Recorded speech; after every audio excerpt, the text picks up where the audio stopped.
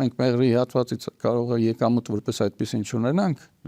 բայց դրա հետևանքով, եթե երկաթուղին մտնի Հայաստան, ապա մեր մոտ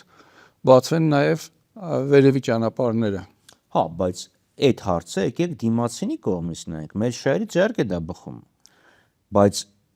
այն արևելքից եւ արևմուտքից իրանց շահերը դա հաստատ չի բխում եւ Ալիևի այդ պատասխանը հենց դրա վկայությունն է։ Այսինքն եթե մենք ստեղ իրանց ճանապարհ ենք տալիս, անխոչնդոտ անցում, միջանցք, որի վրա այլ օրենքներ են գործելու, միգուցե այդ ամենը չպետք է միաժամանակ պայմանավորվի։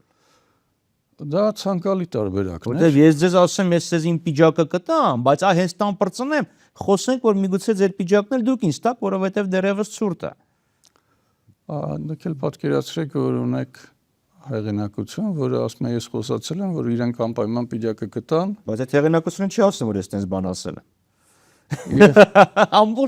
Ամբողջ խնդիրը դրանում է, հեղինակությունը նույնիսկ չի էլ ստորագրել, ասել է իմ ներկայությամբ են ստորագրել։